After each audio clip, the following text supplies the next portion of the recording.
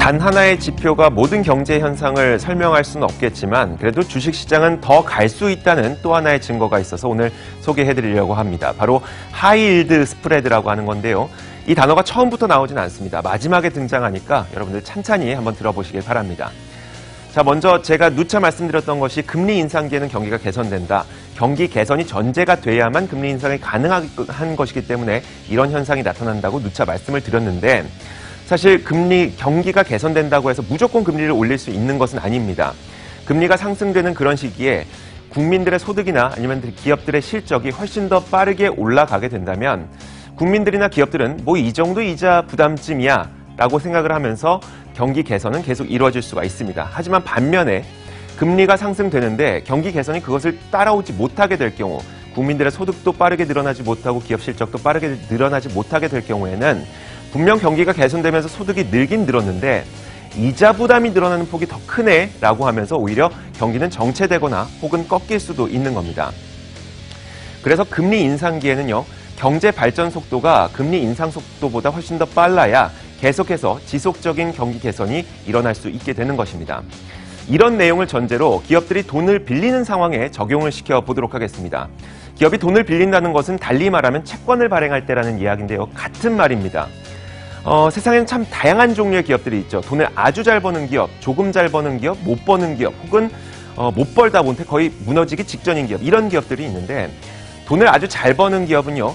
내가 저렴한 이자만 낼게요 라고 하더라도 돈을 빌려주겠다는 사람들이 득달같이 달려듭니다. 그 말은 돈을 잘 버는 기업은요. 낮은 금리의 채권을 발행하더라도 투자자를 잘 모집할 수 있다는 겁니다. 그만큼 낮은 금리로도 돈을 빌려주겠다는 사람들이 많은 거죠. 반면에 돈을 잘 못 버는 기업의 경우에는요.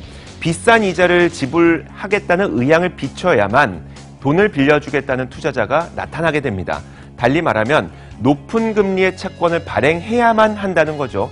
이 여기서 높다는 것이 바로 하이고요. 그리고 금리 혹은 수익률이 1드입니다. 그래서 우리는 높은 금리의 채권을 하이힐드 채권, 돈을 잘 못 버는 기업들이 발행하는 채권을 하이힐드 채권이라고 이야기를 하게 됩니다.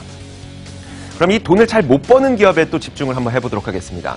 이렇게 돈을 잘 못 버는 기업이 돈을 빌리려고 할 때, 그러니까 하이힐드 채권을 발행하려고 할 때 경기가 개선되는 시기에는요. 이 기업 자체는 사실 돈을 그렇게 잘 버는 기업은 아니지만 전 세계적인 경기가 개선이 되면서 자연스럽게 이 기업의 실적도 올라가는 현상이 나타나게 됩니다. 그러면 이 기업은 분명히 아주 돈을 잘 버는 기업은 아닌데 낮은 금리를 지불하겠습니다. 낮은 이자를 지불하겠습니다. 라고만 해도 돈을 빌려주겠다는 사람들이 늘어나게 됩니다. 그러면 시중금리와 그들이 제시하는 금리의 차가 줄어들게 되죠. 우리는 이것을 바로 시중금리와 금리의 차이가 줄어든다고 해서 스프레드가 감소한다 라고 표현을 합니다. 만약에 반대로 돈을 잘 못 버는 기업이 경기가 악화될 때는 워낙 돈을 잘 벌었던 기업은 아니기 때문에 다른 기업들보다 실적이 악화되는 속도가 훨씬 더 빨라지게 됩니다. 그러면 이 기업이 돈을 빌릴 때에는 훨씬 더 높은 금리 혹은 훨씬 더 높은 이자를 지불한다는 의향을 비춰야만 이 기업에게 돈을 빌려주려는 사람들이 나타나게 됩니다. 다시 말하자면 높은 금리의 채권을 발행해야만 그들은 투자자를 모집할 수가 있다는 이야기겠죠. 시중금리와 그들이 제시하는 금리의 차가 훨씬 더 벌어지게 됩니다. 우리는 이것을 스프레드가 확대된다라고 표현을 하게 되죠. 자, 그래서 이게 바로 하이힐드 스프레드입니다. 하이힐드 스프레드는요. 경기가 개선될 때에는 하이힐드 스프레드가 감소하게 되고요. 경기가 악화될 때에는 이 하이힐드 스프레드가 커지게 되는 겁니다. 그렇다면 지난 20년간 이 하이힐드 스프레드는 어떤 식으로 움직였을까요? 자, 첫 번째 보이는 음영이 외환위기 직후 닷컴 버블이 발생했을 당시입니다. 그리고 두 번째 음영이 2008년 리먼 사태, 글로벌 금융위기가 발생했던 그 시점이었죠.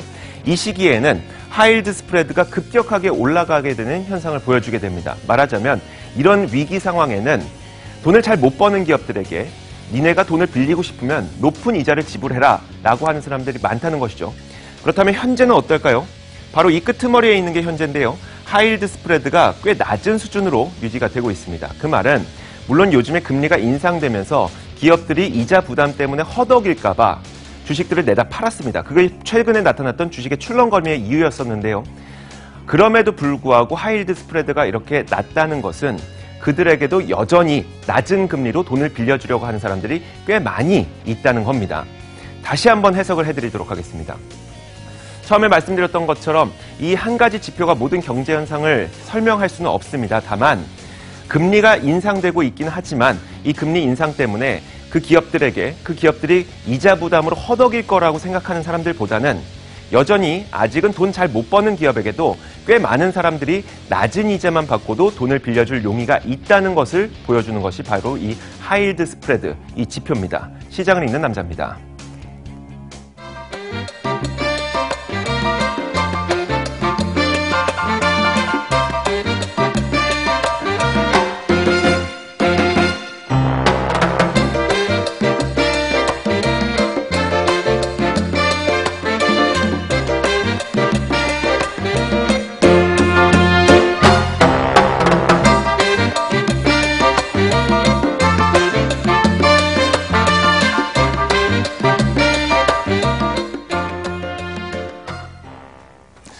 오늘도 참 바쁘게 50분 달려왔습니다. 그래도 요즘 들어서 참 시청도 여러분들이 많이 해주시고 덕분에 시청률도 많이 올랐는데요. 참 감사한 마음이 큽니다.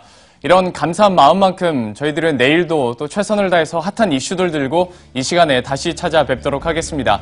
식사 맛있게 하시고요. 내일 뵙겠습니다. 시청해주신 여러분 고맙습니다.